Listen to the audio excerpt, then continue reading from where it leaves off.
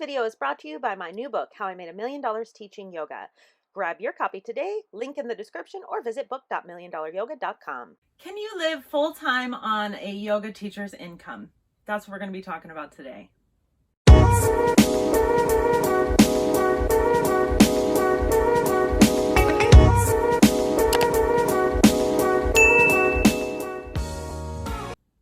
Hi, I'm Angelica. I've been teaching yoga for 15 years. The last 10 years, I've been teaching yoga teachers. I used to own the largest yoga studio in the state of Nevada. And now I do high-level coaching for people who want to 10x their yoga business. If you are interested in connecting with me, you can find links in the description. Also, you can get a copy of my book, How I Made $1,000,000 Teaching Yoga. Let's get started. Today, we're going to be talking about, can you make a full-time income teaching yoga? Well, maybe. Some of you can. For sure. Most of you can't. Sorry to be the bearer of bad tidings. Yoga, I once read an article that said that yoga was like one of the top careers, and I've been doing this for 15 years. For most of that 15 years, I've been living off of what I make, and it's hard. Like, I don't know how people who have families do it. Like, a lot of people will say to me, well, I have a family and I can't afford to not make this much money. And I'm like, well, I'm sorry. If you can't afford to not make $90,000, then you can't take the risks that are associated with building up a following. Like, it needs your full-time attention. Whenever you when I moved from Miami to Vegas, I was making like $55,000, $60,000 a year teaching yoga in Miami. And I had to start all over in Vegas. So I'm making, like $60,000 a year in Miami. I moved to Vegas, and now I'm making $88 a week teaching yoga at 24-Hour Fitness. And that's because I just went up to the front desk in 24-Hour Fitness, was like, hey, can I teach here? And then I would just take every gig I could get. And so I was kind of to the point where I was making about maybe $150 to $200 a week teaching yoga right before I opened my yoga studio.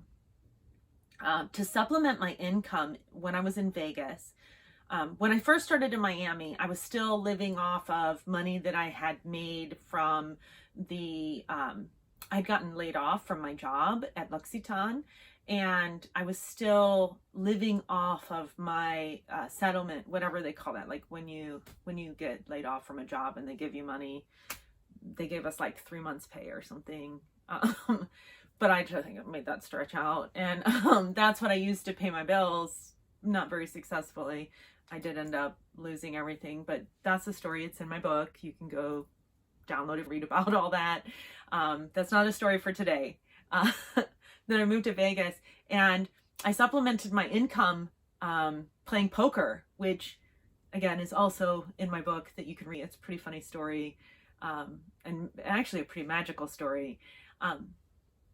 And so I'm making about $150 a week to $200 a week, depending, teaching yoga and then supplementing with poker money, which I wasn't like the best poker player ever, but I made enough to make it by, and lived in a really, really shitty apartment with a couple of strippers because it was Vegas. And, we liked it because it had a pool, so we didn't care. It was like this house actually with 3 bedrooms, like in downtown, a terrible neighborhood. Our place was broken into while we were in it. But I only paid $260 a month in rent there, so it was worth it. Then I opened my studio, and right away my studio started doing well, but that's because I had done the work.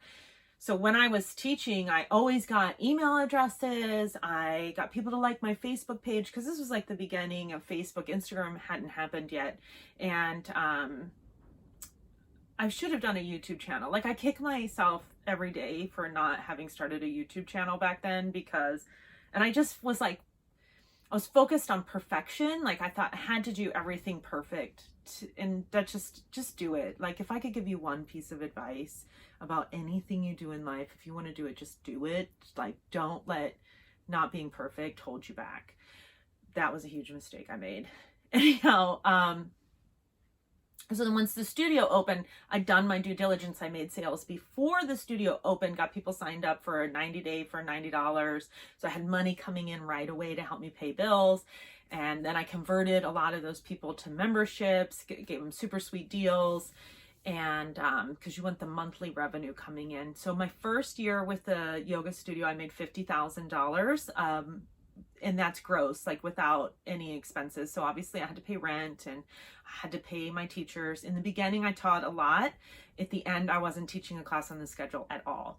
Probably 12, 13, 14, 15, 3 years in, I didn't teach classes anymore. When I opened my second yoga studio, I stopped teaching classes on the schedule altogether because it was a much larger studio and I was way busier and had a lot more on my plate, and I just did not have the time.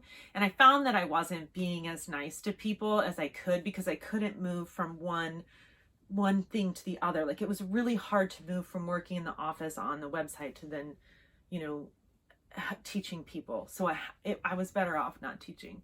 But then when we opened the new space, now I'm making like $250,000 a year or more. So it took me a really long time to get there, though. And I think there are other routes, and I know friends who have done other things that, and now it's like there's so much more, like people are more open than ever to online stuff. So you can do online retreats, online summits, online yoga classes, online yoga studio. But I'm telling you, for the savvy, for those of you who have saved up a little bit of money, now there's been a lot of studios closing, and that's sad. That's really sad. And I'm really sad that that's happened to a number of people, and I don't wish that on anybody. But within the next year to 2 years, there will be a lot of empty spaces that you can pick up rents on the cheap.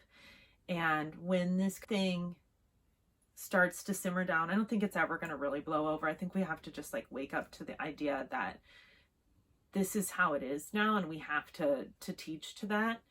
Which is why I'm here today, right? Like, it's why I totally decided to start being online. I mean, I wasn't online. I preferred to be with people, but I'm a realist, and I know that this is the way of the future. So that's why I'm here with you today. Anyhow, save your dollars now, because if you want to open a yoga studio, if that was your dream, or you want to open a space to teach yoga to your students, there's about to be a lot of places that are already pre-built and ready for you just to move on in and open your own space. Start collecting your names now, though. Start building an email list. Start getting people interested in what you have to sell, because it takes a couple of years to do that and to build up that following. And in that time, you're going to be having a wonderful journey and learning so many things. I'll tell you, working at the gym made me a good teacher. Maybe they only paid me $22 to $25 a class, but it made me a good teacher because I had to work with so many different students. And I have classes with like 65 people in there, and I'd have to figure out how to do that. It made me a great teacher. So get as much experience as you can. I highly suggest working at the gym. Do I think you can make a full-time income? Yes, but it takes some time, and it's not for the faint of heart. It's for the people who want to work and hustle really hard. It's for the people who never give up. Do you never give up? I never give up. Never. So if you don't give up, I would like to have you on my team, and I would like to work with you for sure. So click the link in the description below, download my book, and I'd love to know more about you. Have a wonderful day. Thank you for watching. Please subscribe. I'll see you tomorrow.